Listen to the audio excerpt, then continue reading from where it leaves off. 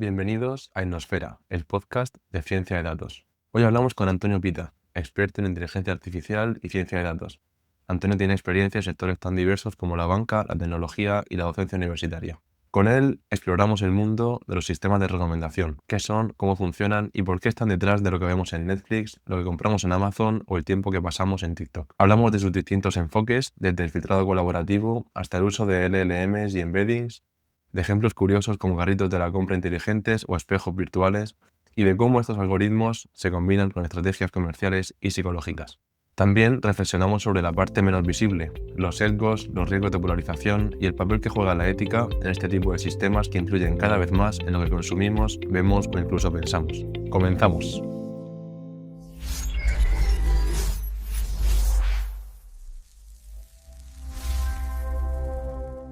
Antonio Pita, ¿qué tal? Bienvenido a Innosfera, gracias por venir.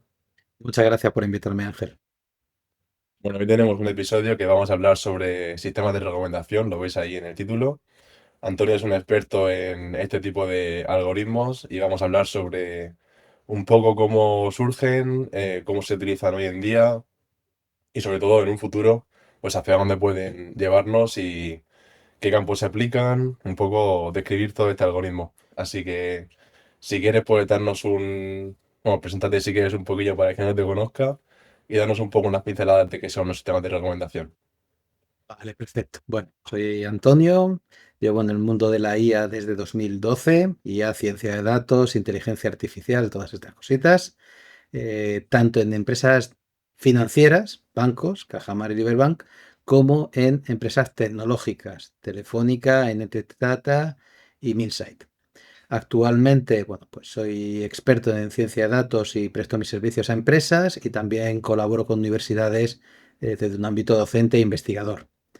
Si entramos ya en lo que son los sistemas de recomendación, son técnicas que tratan de resolver problemas muy concretos que muchas veces el Machine Learning no puede alcanzar. Normalmente porque no tiene suficientes datos o porque lo que buscas no son patrones generales, sino cosas particulares, relaciones particulares. Y surgen para dar respuesta al problema fundamental que es la gestión de la cola larga y la gestión de los usuarios, de miles de usuarios, cómo personalizar los productos y servicios de tu compañía. Vale, esto primero que has dicho, la gestión de la cola larga, ¿podemos explicarlo a qué se refiere? Claro, cuando tú tienes 5, 6, 7 productos y tienes un equipo comercial, normalmente esos comerciales conocen muy bien sus productos y cuando van a ofrecerlos los conocen perfectamente, sus bondades, sus características, etcétera. Pero cuando en lugar de tener 5, 6, 7 productos tienes 100, 200 o 1000 productos, al final no puedes conocerlos todos como un comercial, de forma que normalmente ofreces a los clientes cuáles, pues con los que te sientes más cómodo o los top ventas normalmente. ¿Por qué? Porque dices, bueno, pues le interesará el top ventas. De forma que nunca ofreces aquellos productos que tienes que vendes pocas veces, pero que probablemente sean muy ajustados a determinadas personas. Eso es lo que se llama la gestión de la cola larga y cómo empresas como Amazon, gracias a los sistemas de recomendación, han conseguido vender esos productos. Exacto. Sí, sí, al final estos sistemas pues es para ayudar a las empresas a vender sus productos. No tiene, normalmente suele ser esta la aplicación y hay varios tipos, se pueden categorizar en diferentes categorías. ¿Cómo podríamos, así en rasgos generales, clasificarlos? Bien, hay que entender que muchas veces se llaman sistemas de recomendación a unos algoritmos muy específicos que se utilizan normalmente lo que se llama el cold start, el arranque en frío, que es cuando no tienes datos. Sí que es cierto que cuando los sistemas son más maduros, y podemos hablar después, se utilizan ya técnicas de minería de datos porque ya tienes datos de tus usuarios, de tus ventas históricos muy potentes, de forma que puedes utilizar muchas más técnicas. Pero entiendo que te refieres a esos algoritmos más tradicionales, conocidos como de sistemas de recomendación, que se utilizan cuando tenemos datos. Sí, Ahí, exacto.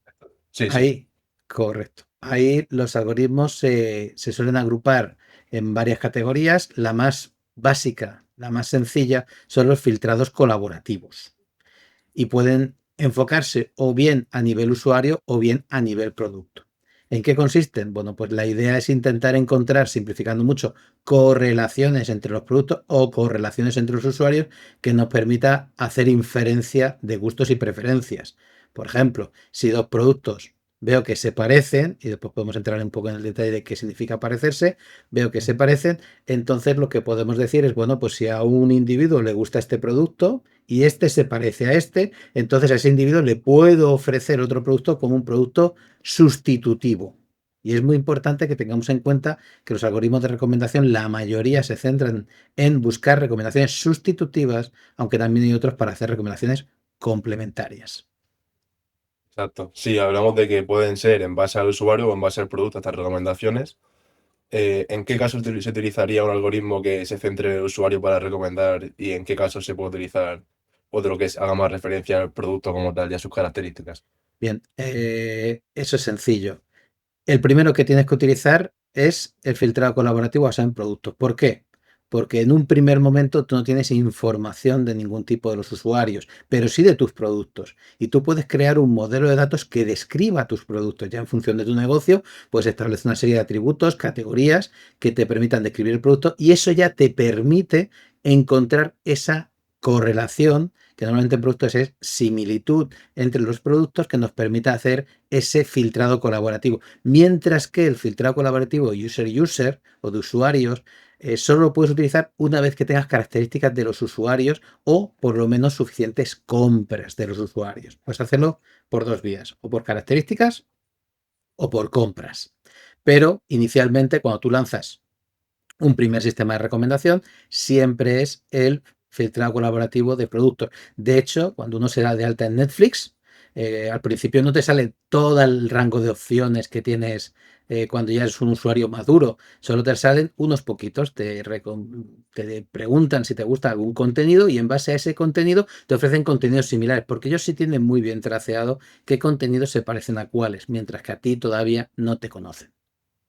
Pero eso, empresas pueden tener también categorizados sus productos y a partir de ahí ofrecer a los usuarios en un principio.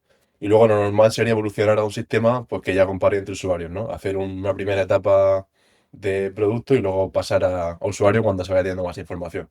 Correcto, pero ya no es una evolución solamente, es decir, empiezas en filtrado colaborativo de producto y después lo sustituyes por un filtrado colaborativo de usuarios, que teóricamente es mejor, sino que son complementarios.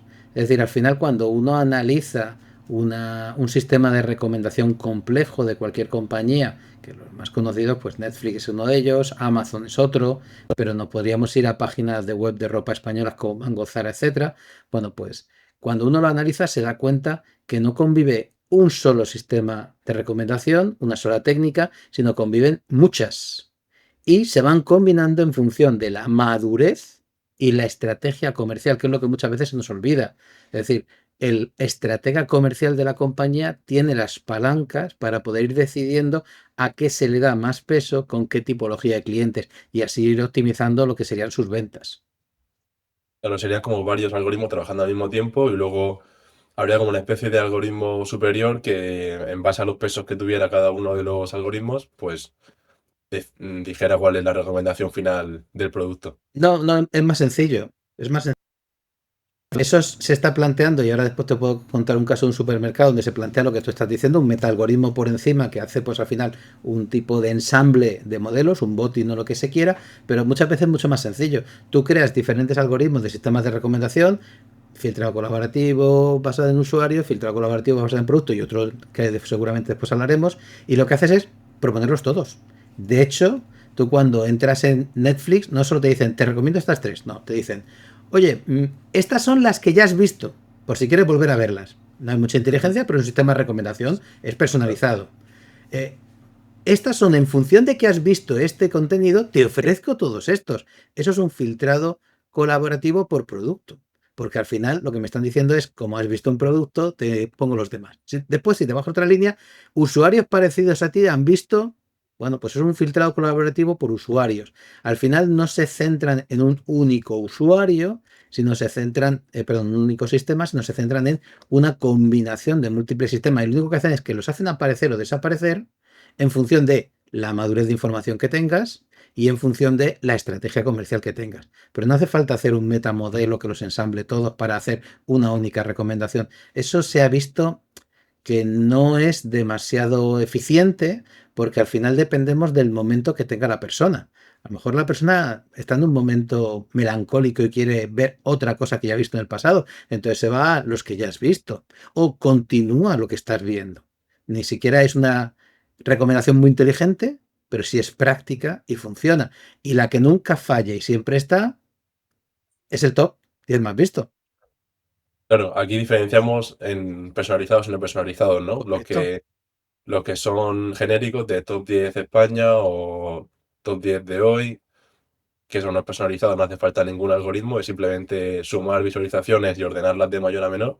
No hace falta hacer ningún algoritmo y luego los que sí son personalizados. Sí, yo diferencio entre personalizados, no personalizados, inteligentes, no inteligentes. Porque hay algunos que son personalizados inteligentes, como por ejemplo estamos hablando de un filtrado colaborativo, y pueden haber personalizados no inteligentes. Es decir, yo a lo mejor me puedo dar cuenta que tú te estás conectando por la noche y no te voy a ofrecer el top 10 más visto en todo el día, te voy a ofrecer el top 10 más visto cuando la gente se conecta por la noche a tu hora. Que Ujú. parece que es no personalizado, pero sí que están fijándose en características tuyas que hacen modificar la recomendación. Y aunque muchas veces los que parecen no personalizados, eso es, no parecen personalizados, muchas veces lo son, pero en lo que es el literal que se suele acompañar, las empresas intentan que no tenga rechazo. Al principio, cuando se desarrollaron por primera vez los sistemas de recomendación, estamos hablando de los años 80, a principios de los 90, claro, muchos científicos de datos ponían frases del estilo, sé que esto te va a gustar. Y claro, si fallabas, el rechazo era muy grande. Pero si decías algo así como, este es el top más visto esta semana, Ya, no pues te si la no te jugabas. gustaba, dices, no me gusta, pero no pasa nada, no, no provoca rechazo. Entonces muchas veces los algoritmos personalizados se disfrazan de algoritmos no personalizados precisamente para evitar el rechazo y para que la gente los acepte mejor. Sí, y por ejemplo, un tipo de caso de personalizado inteligente, ¿cómo has visto el personalizado no inteligente? Digamos que Person sería como lo más refinado, ¿no? En este contexto de sí, algoritmos un poco más sencillos. yo, un personalizado inteligente es todo aquel que se basa en datos que necesitas. Por ejemplo, un personalizado inteligente es usuarios parecidos a ti han visto estos productos. ¿Por qué? Porque necesito primero identificarte a ti, tener tus características en lo que se llama el user profile. Es decir, yo tengo que tener un vector de características. Con ese vector de características, compararlo con los vectores de características de otros usuarios. Y a partir de esos vectores, crear alguna correlación, que la más habitual es Pearson, correlación de Pearson, pero hay muchas otras. Ujú. Y a partir de ahí, ver qué usuarios se parecen a ti y hacer una media ponderada de valoración de cada producto para que yo pueda ofrecerte los que en función de los usuarios parecidos a ti tienen una media ponderada más elevada. Y eso es inteligente y personalizado porque se basa en tus características a priori. Sí, es inteligente, pero al final es cada persona es un vector con sus características Sí, y se hacen matemáticas para definir esa recomendación en base al usuario, pero tampoco lo clasificaría como inteligencia artificial, que alguien puede pensar que a lo mejor este algoritmo ya es inteligencia artificial. Yo no lo consideraría, quizá tú sí, bien. pero hay una Depende de lo que diferencia. entendamos por la palabra inteligencia artificial. Si nos vamos a lo que es la disciplina inteligencia artificial, una de las partes de la inteligencia artificial que se lleva utilizando desde los años 50 son las reglas expertas. Si tú Mm. te vas a tu vitrocerámica, la calientas, la apagas y ves que hay un sensor que dice está caliente, eso es un sensor tan simple como si la temperatura del sensor es mayor que una cantidad, sigue encendido. Eso es una regla experta, alguien la tiene que definir. ¿Eso es inteligencia artificial? Sí. Ahora, si entendemos por inteligencia artificial todo lo que es lo que se está construyendo a partir del LLMs, pues no, no es inteligencia artificial. Pero siendo puristas, sí, se consideraría todo eso inteligencia artificial. Incluso una regla experta no basada en datos. Mm. Son los sistemas expertos de toda la vida. Hacemos una pequeña pausa para hablar de ForGeeks Academy, socio formativo de Innosfera. Si llevas tiempo pensando en dar el salto a ciencia de datos, machine learning e inteligencia artificial, esto te interesa. En España, las titulaciones y perfiles tecnológicos son de los que más empleo consiguen y el sector digital no deja de crecer. Esto se traduce en demanda de perfiles como Data Analyst, Data Scientist o Data Engineer y salarios muy competitivos que aumentan con la experiencia. Los datos ya están en todas partes: marketing, finanzas, logística, sanidad, y hace falta gente que sepa darle sentido. El Bootcamp de Data Science, Machine Learning e Inteligencia Artificial de 4Geeks Son 18 semanas con clases en directo, 3 días por semana, con profesores que trabajan en el sector. En este bootcamp trabajarás con proyectos reales para construir un portfolio que te abrirá las puertas de ese nuevo empleo que estás buscando. Entre 8 y 9 alumnos de cada 10 consiguen trabajo al terminar el curso. Y aquí viene lo realmente interesante. Innosfera te da una beca de 2.400 euros para inscribirte. Esta es sin duda la señal que necesitas para dar ese salto a ciencia de datos. Para conseguir la beca, suscríbete a la newsletter de forma totalmente gratuita y te enviaré un código que podrás canjear al aplicar al curso. Puedes encontrar el link en la descripción de este episodio o en nuestras redes sociales. Si ahora mismo no es tu momento, compártelo con esa persona de tu equipo o tu círculo que sabes que quiere empezar en el mundo de la ciencia de datos. Cualquier perfil es bienvenido. El equipo de 4Geeks Academy resolverá todas tus dudas antes de empezar para que solo tengas que preocuparte por aprender. Esta promoción es solo válida en España. Simplemente suscríbete a la newsletter de Innosfera y por ahí te enviaré el código. Y ahora volvemos con el episodio. Ya si pasamos a ejemplos de inteligencia artificial para recomendar, también se utiliza actualmente o seguimos, o solo con lo que tenemos, que hemos hablado hasta ahora, nos puede servir. No, ni mucho menos, ha evolucionado muchísimo y hay muchísimas cosas que se hacen. Hemos empezado por lo más sencillo y lo que pondría uno en su comercio electrónico. Ahora mismo se están utilizando los LLMs principalmente en dos vías en los sistemas de recomendación. Uno como front. Es decir, ¿para qué? Para que a partir del lenguaje natural tú puedas interactuar con el usuario. Es decir, en lugar de ir eligiendo un menú, es que tú puedas abrir, imagínate un Netflix, ahora te comentaré en un caso que estoy desplegando, en un Netflix y es que hoy me apetece algo, no sé qué, y entonces te vaya hablando contigo, entendiendo lo que tú quieres y basándose en los sistemas de recomendación tradicionales, ahí sí que hace un botting. Es decir, ahí dice, oye, que el usuario quiere esto, ¿qué me recomienda un sistema de filtro colaborativo de usuario? ¿Qué me recomienda un sistema basado en contenidos? ¿Qué me recomienda un sistema? Tú coges todas las votaciones y entonces, en función de lo que te dicen, entonces ya el LLM, en base a su criterio y a esas outputs, elige la solución final. Y se está utilizando como frontal y como decisor. Y hay algo que es un poquito más oscuro, pero que está dando muchísimo resultado y es, vale, el LLM al final es una red neuronal y una de las cosas que hacen muy bien es transformar texto en vectores, embeddings. ¿Por qué no, cuando voy a hacer ese item profile del producto o el user profile del usuario, que antes me basaba en características y podíamos pensar características tradicionales, formato tabla, ¿por qué no incluyo imágenes o texto? Es decir, por ejemplo, un producto, y me viera un caso sencillo que me gusta mucho, contenidos audiovisuales, películas. Claro, yo puedo coger mi item profile y crearlo. Primero, características estándar. País, duración, actores. Pero después puedo coger, ¿por qué no cojo la sinopsis y lo mando a través de un embedding a un vector? ¿Y por qué no cojo la carátula y lo mando a un embedding a un vector? Porque se ha demostrado que las carátulas también representan información y nos pueden permitir encontrar relaciones. Bueno, pues lo mismo se puede hacer con el usuario. ¿Por qué no mando todas las interacciones, todo lo que yo conozco del usuario, todo lo que me ha hablado en cualquier momento, he capturado a través de cualquier canal de esa manera? Claro, actualmente no tenemos guardada en la mayoría de las empresas información que no sea estructurada de los usuarios, pero cada vez más, y gracias a introducir estos LLM como frontal, estamos permitiendo la interacción, y la interacción ya se pueden sacar muchísimas características de su personalidad, del estado de ánimo del momento, y eso se puede ir capturando para que no dentro de mucho tiempo veamos que los sistemas de recomendación van a crear esos user profile utilizando los embedding tanto de voz, texto como de imágenes. Sí, al comentar lo de la carátula que has dicho, que se puede convertir en un embedding, me ha venido a la cabeza algo que se está haciendo ya de hace, bueno, quizá no demasiado tiempo, pero en la publicidad, todo el tema de los visuales y creatividades de publicidad se pueden convertir a embeddings y según preferencias de usuario, pues recomendarle a cierto tipo de usuario, pues Sí. algunas gamas cromáticas, algunas composiciones. O sea, esto es extrapolable hablamos de Netflix todo el rato porque es un Es el ejemplo más fácil, visual que conoce todo el mundo. es el más fácil de seguir, pero vamos, esto es extrapolable a donde campos como la publicidad, por ejemplo. Sí, te voy a contar un caso de Netflix y ahora si quieres cambiamos a otro sector, que no son los supermercados, para que veas cómo se está desplegando todo esto. Stranger Things, no sé si conoces la serie, que fue un bombazo Sí, hace unos años, pues sí. creo recordar que fue la segunda temporada. Lo que hicieron un experimento desde Netflix fue, bueno, Netflix, Ay, qué lío, perdón.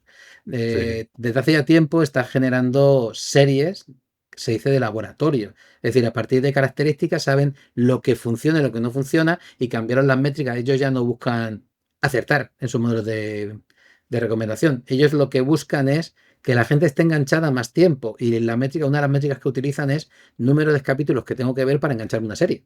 Y lo que hacen es bajar ese número. Cuanto más lo bajen, mejor. Bueno, pues claro. estuvieron con Stranger Things, con la segunda temporada, hice un experimento muy chulo que es que la serie tenía 8 carátulas diferentes, dependiendo del público. Es decir, tú cuando abrías tu Netflix, según tu perfil, la carátula era diferente. Que era una forma de hacer un sistema de recomendación y además, claro, si eras un niño, se veían los niños allí tranquilamente paseando con las bicis. Si eras una persona que gustaba en los años 80, entonces se veía la parte retro, las maquinitas, la ropa. Es decir, tenían 8 diferentes y algunas eran tétricas, es decir, de miedo, miedo para aquellos que les gustaba el terror. O sea que, y ya hicieron, y ya se hace desde hace mucho tiempo, lo que es tener muy personalizado el interfaz de interacción. En este caso, la carátula, pero se puede llevar a muchos Pero campos. además es una serie que da para eso porque tiene tantos puntos de vista de los retro, los miedos, los niños. Creada Una de serie que, o laboratorio. sea, que Dijeron, hay que lo, meterlo todo, ¿cómo lo hacemos? sí, se anticiparon al sistema de recomendación. O sea, hicieron algo que el sistema de recomendación ya le iba a gustar. Claro, de hecho, eso yo lo llevan haciendo ya con House of Cards. No es que se adelantara el sistema de recomendación, es que gracias al sistema de recomendación y a la información que capturaban, sabían lo que quería la gente. Em, con House of Cards tenían establecido cada cuántos minutos tenía que haber una muerte, cada cuántos minutos tenía que haber un plot twist, cada cuántos minutos tenía que haber una escena erótica. Es decir, eso estaba ya medido. Lo Claro, único que claro. iban es los guionistas adaptándose a que tenían que pasar esas cosas. Mm. Claro, cuando vemos Netflix, todo lo que pausamos, salimos, entramos, todo eso se va registrando y al final crean, pues, de cada usuario, pues, un perfil y luego, pues, lo van extrapolando a zonas, a edades, a gustos. Y a Sí, partir de ahí van construyendo, se anticipan a lo que nos gusta, básicamente. correcto. De hecho, es que han sido de los que más han intentado por hacer evolucionar los sistemas de recomendación. Primero Netflix, desde los 80 lleva trabajando en estas cosas. Famoso Después concurso. Amazon. Bueno, el famoso concurso, efectivamente, 2002, si mal no recuerdo, fue el Next Flip Prize. Pero fíjate una cosa curiosa, es Netflix quería dar un salto, y esto es una data muy interesante porque todo lo que capturan era digital. Claro, Ujú. y tenían un problema, y es que les faltaba saber cuánta gente se conectaba, quiénes eran los que lo veían, porque les aparecían cosas raras. Alguien veía Terminator un día y al día siguiente estaba viendo una película de Navidad típica roja, verde, color jersey, y dices, tú me estás descolocando, ¿esta persona qué quiere? Cuando se dieron cuenta que según las fechas también los gustos de las personas cambiaban. En San Valentín, en España son cosas diferentes. Pero les faltaba dar el salto e identificar a los usuarios. Claro, estuvieron pensando en poner cámaras en los hogares y que la cámara grabase para saber quién estaba sentado delante, pero eso era como muy intrusivo. Así que inventaron dos Muy de cosas. película, nunca mejor dicho. Claro, inventaron dos cosas. Uno, los perfiles, Mm. papá, mamá, Eh, niño, niña, que cada uno se vende su perfil. Y así los datos están más limpios, porque si no era un guirigay. Y Joder. segundo, los calcetines. ¿Tú sabes lo de los calcetines? No, eso no. Pues en Estados Unidos repartieron a los clientes más fieles unos calcetines que tenían un sensor que identificaba si te quedabas durmiendo o no. La Calcetines idea, calcetines de Netflix. calcetines de Netflix. La idea que te decía Netflix es que tú te los ponías porque si te quedabas durmiendo, entonces se paraba la serie. Y cuando te despertases, continuaría por el punto que te has quedado y no se quedarían todos los capítulos ejecutándose. Porque ellos tenían un problema, y es que cuando la gente se quedaba durmiendo, se veían 15 capítulos seguidos y decían, ¡buah! Este le ha encantado. No, me lo ha encantado, se quedó durmiendo. Entonces, les fallaban los sistemas de recomendación. Bueno, pues estuvieron testeando con los calcetines y la verdad es que sacaron resultados bastante interesantes. O ninguna Eh, demanda ni nada de eso. De la gente bueno, que le hackeasen. Bueno, era voluntario y la gente los pidió y ellos lo repartieron y establecieron exactamente lo que iban a hacer y así lo hicieron. Y han ido mejorando, mejorando mucho los sistemas de recomendación gracias a esas pruebas pilotos que van haciendo.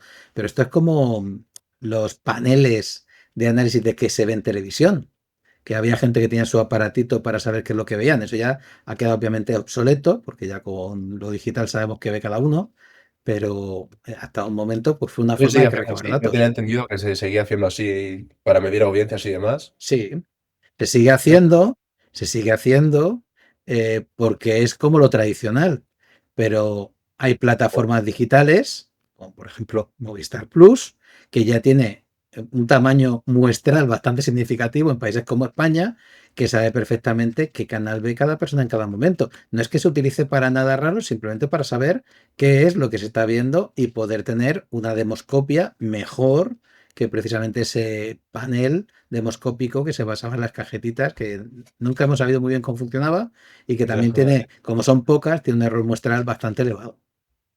Sí, aún así creo que los datos oficiales aún nos dan con ese tipo Sí, de... sí, los oficiales sí, todavía son con ese tipo y el error muestral que tienen es tremendo.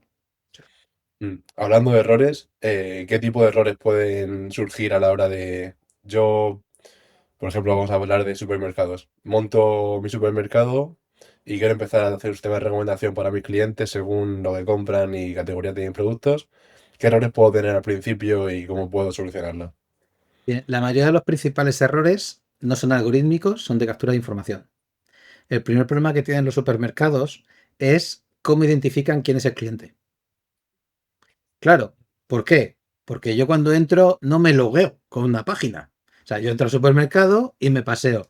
¿Podemos identificar con cámara? En la mayoría de los países no, eso es ilegal y aparte que no está bien recibido, así que no. ¿Vamos a poner a alguien para que identifique a las personas? No. ¿Cómo se hace? Con los tickets. Pero claro, tengo que convencer a la gente para que siempre pague igual y además lo identifique. Si la gente paga en efectivo, ¿cómo sé yo cuándo ha vuelto? Claro. Entonces, al final se trabaja con lo que se llaman tarjetavientes. Es decir, alguien que utiliza una tarjeta de una y otra vez, de forma recursiva. ¿Dónde surgen los problemas? Claro, una persona como yo puedo ser varios tarjetavientes. Un día puedo pagar con una tarjeta de banco, otro día puedo pagar con la tarjeta de puntos del supermercado, otro día puedo pagar con otra tarjeta diferente y otro día puedo pagar con efectivo, pero en ese desaparezco, en ese no estoy. Entonces, el principal problema es no establecer una estrategia clara de captura de información. Y ahora te Bueno, voy ahí a... la tarjeta, ahí tienes que remitirte a la tarjeta del Carrefour. No te queda otra que tarjeta de supermercado y fiarte de los clientes que la utilicen y dar las recompensas a cambio. Es lo único que puedes. Eso es, pero bueno, lo ha hecho Carrefour, lo ha hecho todas las tiendas de ropa, lo ha hecho todas las gasolineras. Es decir, en el momento que se dieron cuenta, no conozco a mi usuario, necesito capturar información, porque sin información no puedo hacer ningún tipo de recomendación, ni hacer nada, ni puedo hacer ofertas segmentadas. Bueno, pues entonces es cuando se plantearon todo eso. Pero el primer fallo es no tener una estrategia de captura y el segundo fallo es parálisis por análisis por esperar a tener datos de todo el mundo o intentar tener un sistema de datos perfecto. Nunca vas a llegar a que todo el mundo pague con tarjeta de fidelización. ¿Por qué? Porque puede pasar un extranjero despistado que es la primera vez que viene a tu local y paga en efectivo y no se va a hacer la tarjeta de fidelización, no pasa nada. Lo importante es que sea una muestra representativa. Claro, si ya tienes un 15, 20% de tus compras que son recurrentes utilizando un sistema de pago repetitivo, ahí ya tienes bastante base para poder trabajar. Ese es lo primero. Lo segundo, ¿cómo vas a hacer las recomendaciones? Y esto es un momento bastante interesante. Claro, cuando alguien entra, y esto vale para supermercados, vale para tiendas de ropa, vale para cualquier tipo de retail en general, gasolineras, porque es el mismo problema. Cuando tú entras, ¿en qué momento te identifican? ¿En qué momento saben que eres tú? Con la tarjeta, a pagar. Al final. Ujú. Claro, lo único que puedes hacer ahí es en el ticket, en ese momento. No puedes hacer otra forma, en el ticket. De Sería muy forma que van, interesante hacerlo antes. Eh, claro, cuando van por la tienda, pues dónde se van parando, qué van mirando en la estantería, eso es. Ahora, compra ahora y te cuento un venta. caso.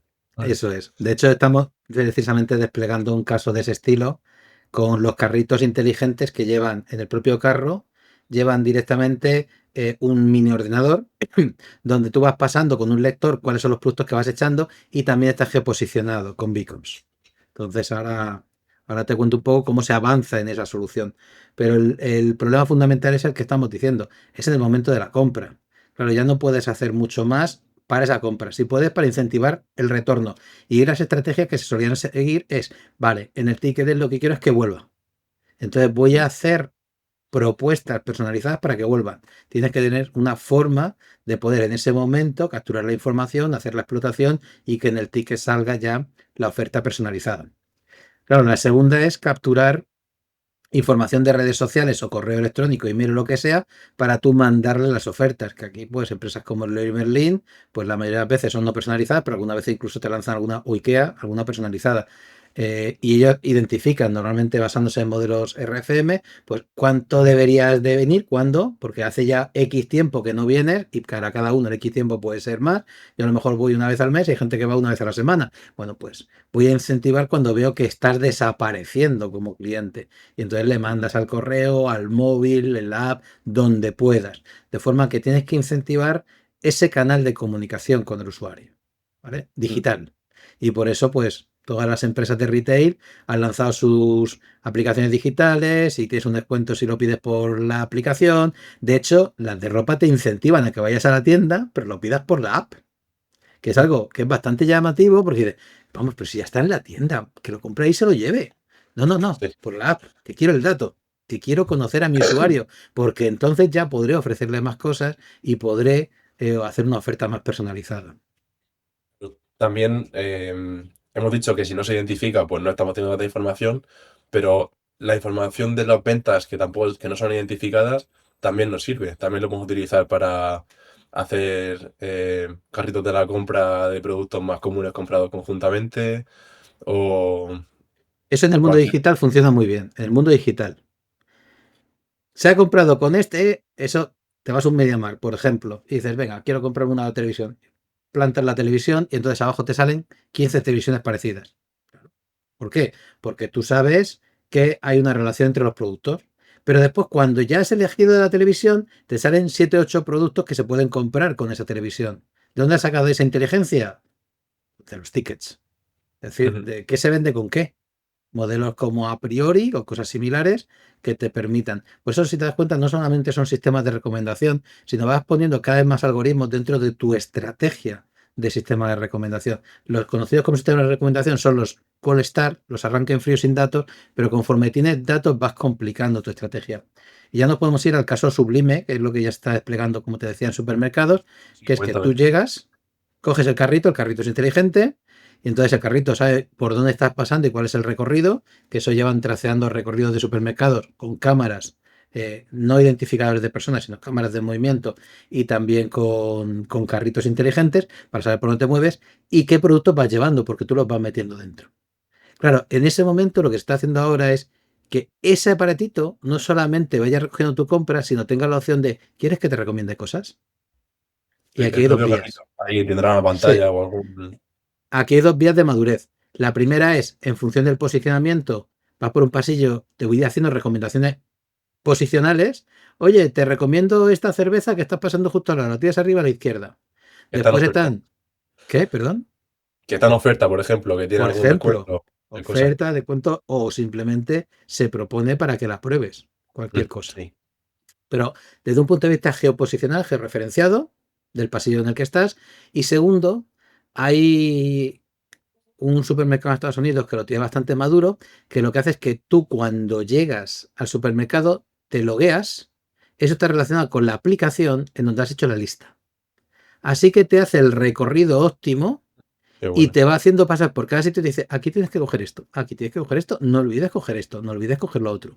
Y a esto lo que le están metiendo ahora es, gracias a los LLMs, primero, una interfaz vocal, de forma que puedes interactuar, porque a lo Ujú. mejor algo que se te ha olvidado en la compra. Oye, ¿dónde están los huevos? Ah, pues mira, sí, para llegar a los huevos de donde estás tienes que ir por aquí.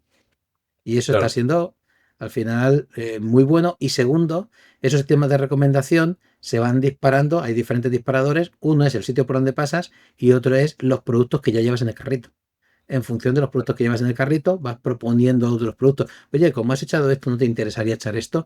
Y ahí es donde se está complicando muchísimo todo lo que son sistemas de recomendaciones, pero que es donde está lo bonito, porque es donde estás cerca del cliente en el momento de compra. O sea, no puede haber Ujú. nada mejor ahora mismo. Que es, Sí. esa estrategia se está copiando en las tiendas de ropa con los espejos inteligentes. ¿Qué son los espejos inteligentes? Pues son espejos que se están poniendo en muchas tiendas de ropa, principalmente en tiendas importantes en grandes capitales, donde tú te acercas con una prenda de ropa y entonces puedes pedirle que te cambie el color de la prenda o que te cambie otro modelo y entonces tú te ves en el espejo de forma diferente. Incluso puedes hacer la compra directamente en el espejo. Está siendo bastante interesante porque al final se está consiguiendo que la gente compre más. Y sobre todo, que no se quede solamente en el producto que ve en la tienda, sino que puedan considerar todo el catálogo de productos que tienen no solo en la tienda, sino en la empresa, aunque no esté en la tienda, porque te lo puedes ver puesto en el espejo. Mm. Sí, los supermercados es súper interesante. Se me ocurren cosas como, por ejemplo, decirle a tu carrito, quiero hacer una tarta de chocolate y te lleva los ingredientes para hacer la tarta de chocolate. Eso. O si hablamos ya de un carrito con un LLM multimodal, enviar una foto de tu nevera y decirle qué me falta. Y él que entienda la foto de tu nevera y te lleve por el supermercado. Sí, O sí, sea, es que las posibilidades ya son infinitas. infinitas. Hay más ideas de lo que podemos ir desarrollando. Es Claro. totalmente increíble. Pero bueno, Nike hizo algo que también fue rompedor. Creo que fue hace un año o dos, creó una tienda donde no había producto. No había producto. Solo habían puestos con gafas de realidad aumentada. ¿Y Y qué tú hacías? Tú te entrabas ponías allí. las gafas de realidad aumentada, estabas en tu puesto, en tu cubículo, donde te estaba viendo todo el mundo, o sea, no es que estuvieses encerrado, ¿no? Y entonces tú te ponías a diseñar tus zapatillas con las gafas de realidad aumentada. Entonces tú podías cambiar los colores, el formato, el no sé qué, las hacías como tú quisieras. Obviamente dentro de una serie de características que tiene Nike y de modelos que tiene, pero podías cambiar tejidos, colores, formatos, etcétera. Personalización tonta. Y después tú le pedías que te la enviase de casa. Ya está. La tienda no necesita tener productos, necesita que el usuario descubra los productos. Entonces, tecnologías como la realidad aumentada, pues están haciendo que eso sea Mm. brutal. Y el Eso es muy siguiente paso, futurista, pero aún así tampoco lo veo muy aplicable eso de no tener producto en otro tipo de tiendas, por ejemplo, de ropa. Entiendo que ahí sí merece la pena ver siempre el producto en físico y no irte siempre al espejo. bueno, eso Bueno, decíamos hazlas. antes. Eso decíamos que se decía antes que nadie iba a comprar por internet. ¿Cuánta gente compra en Shane si ve el producto y ni tocarlo? Mm. Y en Sí, Mango sí, y en mucha. Zara. ¿Cuánta gente? Sí, sí, sí, mucha, mucha. De Pero hecho, digo, a la hora de tienda física, ir sí. y que no haya nada sería un poco raro.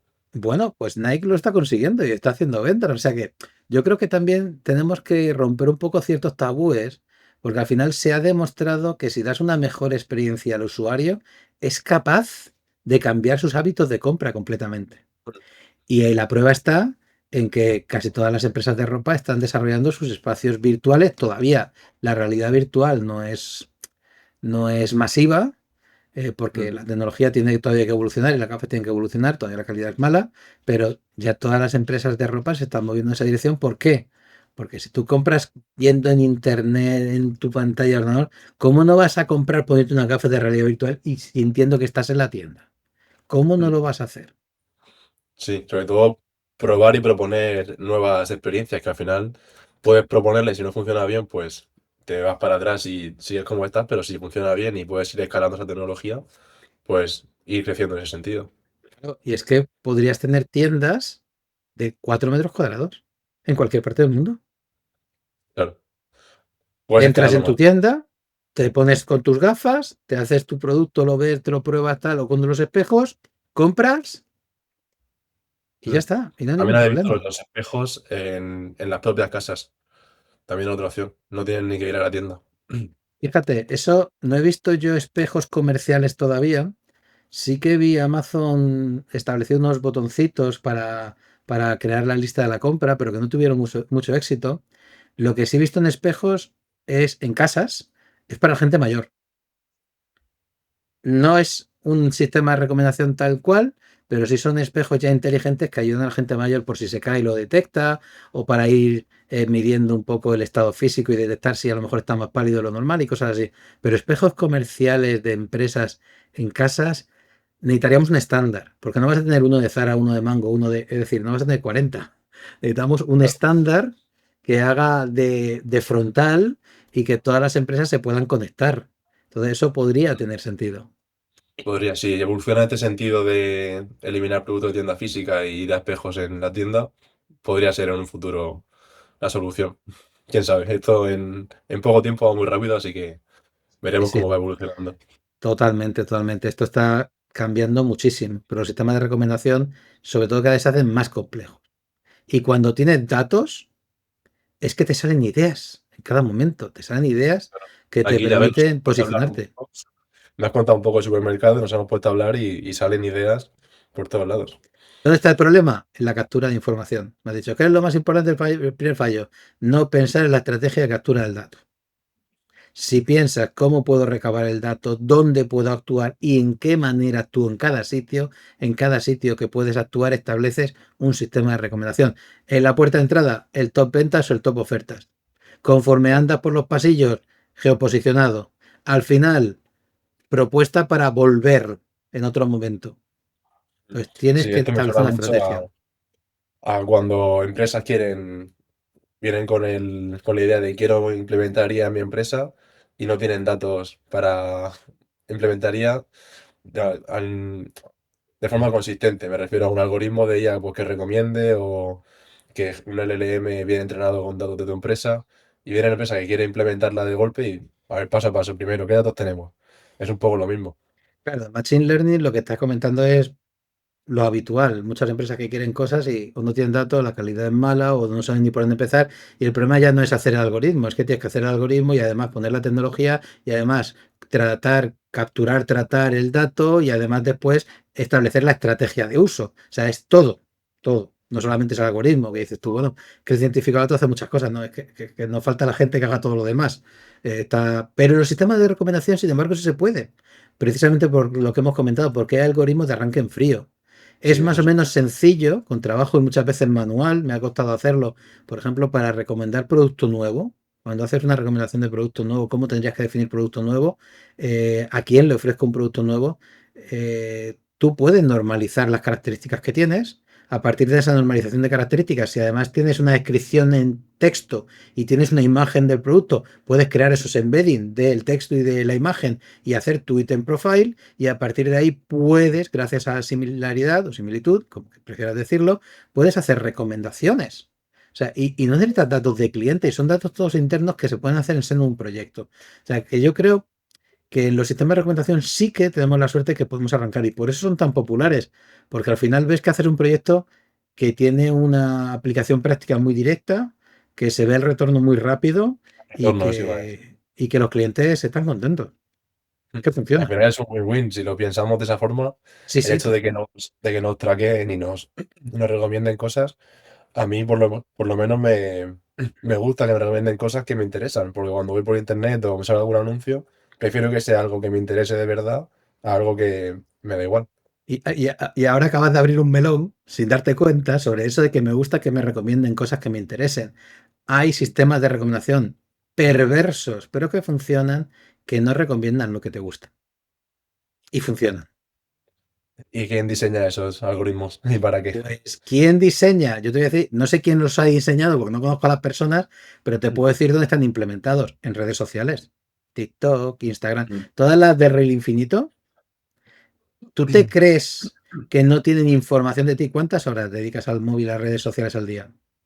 Pero sí, eso es lo que iba a dejar para el final un poco, el hecho de redes sociales y recomendación, pero ya lo he abierto el melón yo sin darme cuenta. Pues ¿tú te crees que con la cantidad de horas que pasas al día no te conocen mejor que tu padre?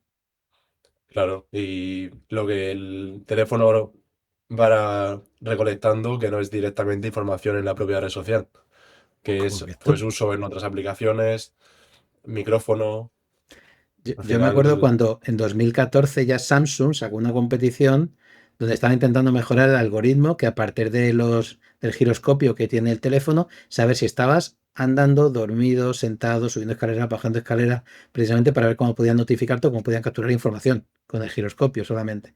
Bueno, pues las redes sociales, volviendo al tema, tienen un algoritmo que yo considero que es muy perverso y es que no te recomiendan cosas que te gustan. De hecho, empezaron recomendándote cosas que te gustan. Eran muy buenos recomendándote cosas que te gustan, pero es que te cansabas. Después de ver cuatro o cinco cosas que te gustan, ya estabas cansado. No te generaba suficiente dopamina. sí, y Ahora ahora te qué tipo de recomiendan cosas, cosas que no te gustan. qué es lo que te viene a la mente de cosas que no te gustan, a nivel político, social o Cualquier todo, cosa. qué Lo cosa. que hacen es intercalar. uno que te gusta, 7, 8 que no te gustan. Uno que te gusta, 7, 8 que no te gustan. Porque Ujú. se han dado cuenta que es como el cerebro genera más dopamina. Está pasando a ver si encuentra algo que le guste. Y cuando lo encuentra, subidón de dopamina. Y después, pues está pasando cosas que no le gustan, que no le gustan, o no te pasa, que estás pasando continuamente y dices, esto no, no, no, esto es Mm. bueno. Ese subidón de dopamina hace que estés conectado durante más horas. Y eso lo han sacado de las tragaperras. Es el mismo Claro, principio. sí, es lo mismo. Es Pero lo yo mismo. iba a preguntarte si crees que ese sistema de recomendación, que al final son redes neuronales gigantes, por ejemplo, pongamos el ejemplo de TikTok con los TikTok que va pasando, ¿crees que son el algoritmo está implementado por humanos que han detectado que ese patrón de sí, no, no, no, sí? Sí. ¿O es directamente la red neuronal que ha No, detectado que es esta mejor combinación para no. eso el humano? De hecho, la historia está en que los algoritmos funcionan muy bien y los algoritmos te conocen muy bien, pero lo importante es cómo implementas esos algoritmos. Es decir, cuál es la estrategia que tienes. Y esa capa por encima para que te ofrezca uno que es bueno y ocho que es malo, siete o seis y va cambiando, eso es una estrategia humana que han visto que funciona y está basada en la psicología.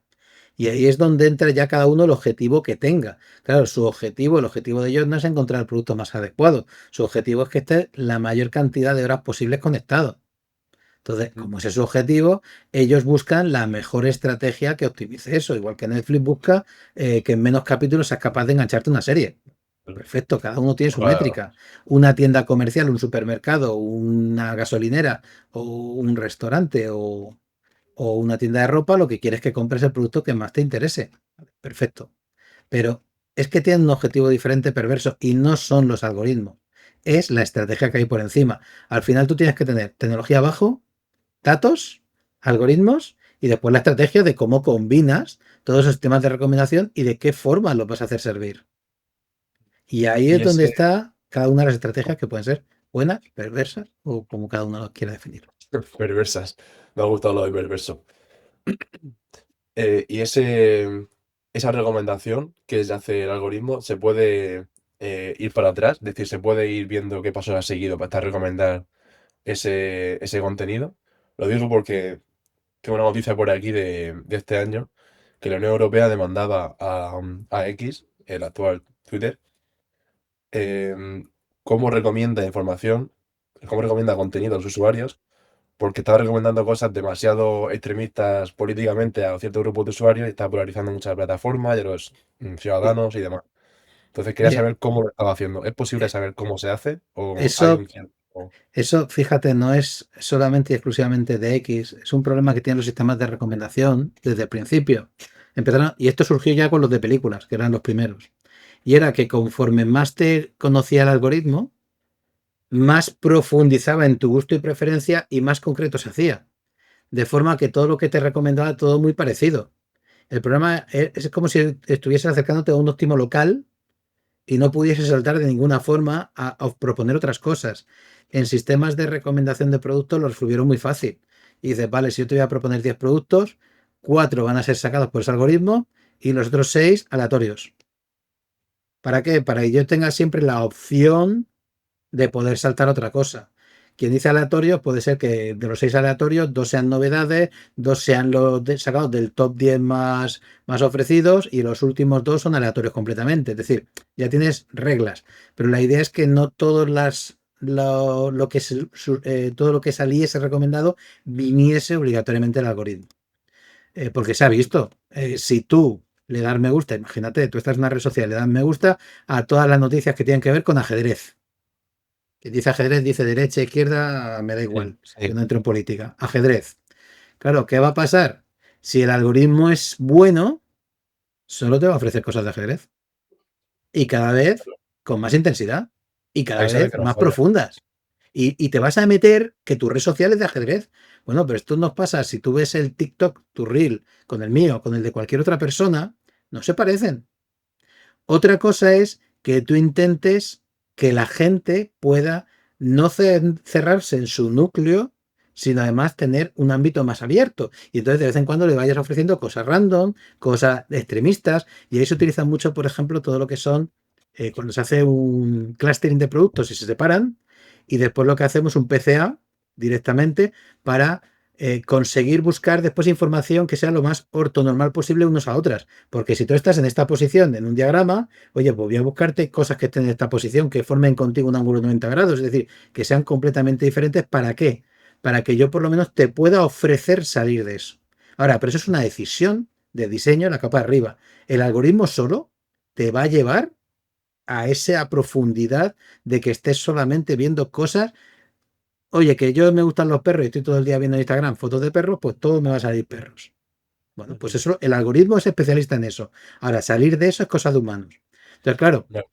probablemente X o no le interesa corregir eso y deja que el algoritmo fluya, que cada uno, o le interesa por algún motivo. Yo no lo sé, no puedo juzgarlo, pero lo que está claro es que no tienes que hacer nada para que eso ocurra. Eso es natural de los algoritmos de recomendación y ya ha pasado en todos los ámbitos. De hecho, si te vas a ropa y empiezas a darle me gusta a camisas, bueno, pues solo te van a salir camisas. Ya está. Ujú. Si nadie ha pensado en ese problema y ha puesto una solución. La pregunta es, ¿X ha identificado el problema y ha puesto una solución? ¿O X ha identificado el problema y no ha puesto una solución? ¿O X ha identificado el problema y ya entró en algo peor? Ha puesto la solución, pero después interesa decir que no ha puesto la solución. ¿Por qué no se dice lo mismo en otras redes sociales? Bueno, pues aquí el problema es que como hablamos sin datos, no podemos saberlo. Lo que está claro es que es un problema importante y es que todos los algoritmos de recomendación, si son buenos y están bien hechos y hay datos suficientes, te van a concretar a algo muy propio tuyo. Y al final, el sesgo de confirmación, sobre todo con noticias políticas, influye mucho en la gente en que sea feliz. Bueno, pues eso va a incentivar que le den me gusta a todas las que sean de tu cuerda y va a hacer que cada vez te ofrezcan más y te están polarizando. Pero eso pasa con todas las redes sociales y con todos los sistemas de recomendación, por desgracia. Sí, Y en eso es lo Netflix pasa lo que... mismo. En Netflix pasa lo mismo. Al final te ofrecen cosas que te Ya. gustan. Sí, eso es lo que iba a preguntarte. Si a nivel matemático y algorítmico entendemos perfectamente lo que pasa, pero a nivel ético, si entramos en recomendaciones de temas políticos o sociales o ya de pensamiento más crítico, a nivel ético es bueno o malo o no se puede clasificar de bueno o malo el funcionamiento de estos algoritmos. Bien, es curioso. Si entramos en el tema ético, tengo algunos vídeos porque es un tema que me agrada bastante. Tengo algún webinar por ahí. El tema ético es complicado, porque hay que definir qué es el bien y qué es el mal. Es decir, Claro, es que... cuando, claro, y mi bien no tiene por qué ser el tuyo. Ujú. Entonces, al final, se plantea, dice, ¿por qué recomendar un producto en Amazon y que me conozcan perfectamente y que me digan, oye, a ti te vendría bien este ajedrez que además es hecho en madera noble, con unas piezas talladas a mano? ¿Por qué está bien que me lo recomienden ahí y está mal que me digan, oye, a ti que te gusta tal partido, te voy a recomendar esta charla de su líder que ha sido inspiradora? ¿Por qué eso está mal? ¿Por qué la política mal? ¿Por qué el ajedrez bien? Bueno, normalmente los científicos datos lo que tenemos que hacer es neutrales y centrarnos en el dato. Entonces, en ética se habla de variables sensibles y variables no sensibles. ¿Quién define la variable sensible? Yo no. Es decir, ya cada empresa definirá qué son variables sensibles. Para mí puede ser sensible la edad o no, para mí puede ser sensible el sexo o no. Entonces, lo que hacemos es que una vez que identificamos las variables sensibles, lo que intentamos es que los algoritmos no se vean condicionados por esas variables. Es decir, que no haya sesgo en función del valor de la variable. Así que, claro, el objetivo de un algoritmo es discriminar. El objetivo del algoritmo es separar, es decir, no quiero ofrecerte a ti lo mismo que al otro, mientras que la igualdad lo que trata es que todos somos iguales. Es justo lo opuesto. Entonces, en ciencia de datos, cuando se habla desde un punto de vista ético, se entiende que es bueno discriminar en aquellas variables que no sean sensibles y es malo discriminar en aquellas variables que sean sensibles. Lo que no va a hacer nadie en ciencia de datos es definir cuáles son las variables sensibles y cuáles no. Pero sí que tenemos herramientas para medir si una variable está impactando, una variable sensible está impactando o no, incluso aunque no aparezca en el conjunto de datos, porque pueden haber factores confusores, hay variables confounders, ¿bien? Y medir cuánto. Y llega al absurdo a veces estas cosas que si te coges que donde están más desarrollados son los modelos de clasificación, ¿vale? Que podríamos ser, el cliente va a comprar esto, no, y le propongo esto, si no. Bueno, pues si coges las 5 métricas más conocidas, más utilizadas para evaluar si un algoritmo es ético o no. Bueno, pues salvo que el problema sea perfecto en cuanto, imagínate, sesgo a hombres-mujeres. Si tú no tienes exactamente el mismo número de hombres que de mujeres en tu estudio, que eso es algo muy normal, o sea, no tiene por qué pasar nada, las 5 métricas nunca podrán decirte que el algoritmo que tengas es ético. Es imposible. Hay un teorema que dice que cuando esta y esta, dos de ellas, son perfectas, el algoritmo es ético, esta no puede serlo, salvo que tu distribución de datos sea homogénea. Y eso no Ujú. pasa. Las distribuciones Claro. no son homogéneas. Entonces hay como una especie de contradicción, de forma que al final tienes muchas métricas para medir lo que es la ética. Y Mm. tú tienes que elegir qué concepto de ética es el que te preocupa más. Esto nos vamos a ir un poco de ese tema de recomendación, pero creo que es importante explicarlo. El Ujú. ejemplo más paradigmático es empleo. O sea, dice, yo soy una empresa y quiero contratar gente y quiero hacer un algoritmo que selecciona a la gente que voy a contratar. Y quiero que el algoritmo sea ético. Claro. ¿Qué significa que sea ético? Que si yo tengo 10 vacantes, ¿tienen que ir 5 para mujeres y 5 para hombres? ¿Qué significa que sea ético? Que si se presentan, tengo 10 vacantes, se presentan 20 hombres y 10 mujeres, como es 20-10, tengo que darle 6 a hombres y 3 a mujeres, o 5 y 5. Claro, la ética desde qué punto de vista es, desde el resultado final, desde la población origen, es ético o lo que yo quiero es que la variable hombre o mujer no aparezca en ningún sitio y entonces se mira con otras características, me puntúe y me elija los 10 mejores en base a otras características donde no esté el sexo. Bueno, pues Depende a quién le preguntes. eso es, bueno, pues lo que ha hecho la ciencia de datos es generar toda esa base científica de métricas y de técnicas que te permitan identificar y corregir los sesgos de las variables sensibles, pero lo que no te establece es qué es una variable sensible, porque eso es ya el campo de la cultura, la sociedad y la moral. Y eso, pues, ciencia de datos Ya, ahí ya de complicado. momento nos quedamos cortos. No, no Pero entramos. Yo por lo menos no entro. sí, no, ahí no entramos. Vale, pues estamos ya terminando y sí querría cerrar un poco una pregunta más así subjetiva de los temas de recomendación. Nos llegan todos los días recomendaciones de todo tipo, vemos publicidad todo el día en todos los medios posibles. Eh, Nunca mejor dicho, ¿qué les recomiendas a la gente que pues está consumiendo publicidad todo el día? Que realmente le dé la importancia que tiene a esa publicidad que le aparece o que no haga mucho caso a lo que le aparece. ¿Le va a ser bueno en su vida pues hacer caso a lo que salga en Netflix lo primero? ¿O no hay que ver Netflix? Me refiero a toda esta cantidad pues tan grande de información que nos llega todos los días. ¿Qué hacemos con ella? Bien, muchas preguntas y depende también desde el punto de vista. Una persona dijo hace ya bastante tiempo, sé que el 50% de lo que me gasto en publicidad lo tiro a la basura, es wasted. Lo que no sé es qué 50% es. ¿Cuándo te crees que se dijo esa frase? A lo mejor la semana pasada.